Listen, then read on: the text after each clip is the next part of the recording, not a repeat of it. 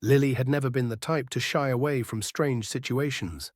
A lover of mysteries and unsolved puzzles, she found herself drawn to things most people would deem frightening or unusual. But as she stood in front of the old house she had just bought, she felt a creeping unease settle into her stomach. The house, though beautiful, had an unsettling aura about it. It was a large Victorian-style home nestled in the quiet outskirts of town, surrounded by tall, overgrown trees. The previous owner had passed away, leaving the house to rot in time and become a forgotten relic of the past. As Lily had walked through the rooms during her initial visit, the house had felt abandoned, as if it had been waiting for her. Yet there was something else, something unexplainable, that had tugged at the back of her mind. Her realtor had warned her about the basement. "Don't go down there," he had said in a voice laced with caution. "It's dangerous. Trust me." His tone had been serious, yet he hadn't given her any reason for the warning. "You can store your things anywhere else in the house." But Lily, with her natural curiosity, couldn't ignore the fact that the basement door stood locked with an old iron padlock, as if hiding something. The lock seemed to beckon her, whispering promises of dark secrets and long-forgotten memories. It had been 3 days since she moved in, and she hadn't thought much of the basement. That is, until that night. It was raining heavily, and the wind howled against the windows like a chorus of ghosts. The fire crackled warmly in the living room, but Lily felt a strange restlessness stir inside her. She had unpacked everything except for a few boxes in the attic, and now, with nothing else to do, her mind wandered. As she sat in the darkened living room, the thought of the basement crept back into her thoughts. She had told herself that she would leave it alone, that she wouldn't be the type of person to go looking for trouble, but something in her gut urged her to explore. The house was eerily silent, except for the occasional creak of the floorboards. It was almost as if the house itself was watching her, waiting. Lily shook her head, trying to banish the thought, but the more she tried to push it away, the stronger the urge to go down to the basement became.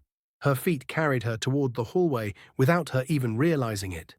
There, at the end of the corridor, was the basement door. She stood in front of it for a moment, her hand hovering over the brass doorknob. With a deep breath, she turned the handle and the door creaked open, sending a chill down her spine. The stairs that led down to the basement were steep and narrow, enveloped in shadows.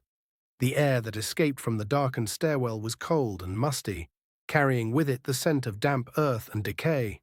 Lily hesitated. She wasn't sure why she felt so drawn to the basement, yet the feeling was undeniable. Without thinking further, she stepped forward, the old wood of the stairs groaning under her weight.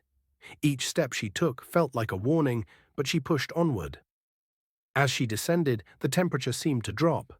The cold seeped into her skin, sending a shiver through her body.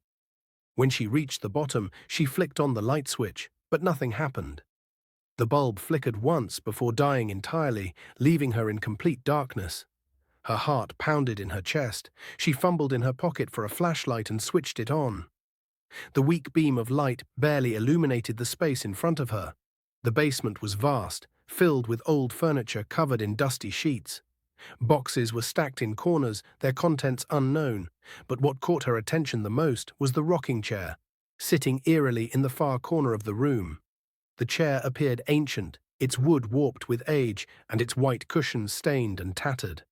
As she took a cautious step forward, her flashlight beam wavered, casting strange, elongated shadows across the walls. The rocking chair was still. At least it was still for now. Lily couldn't help herself. She had to look closer. She approached the chair, the beam of her flashlight dancing along the floor. As she stepped closer, her heart skipped a beat. The chair was moving.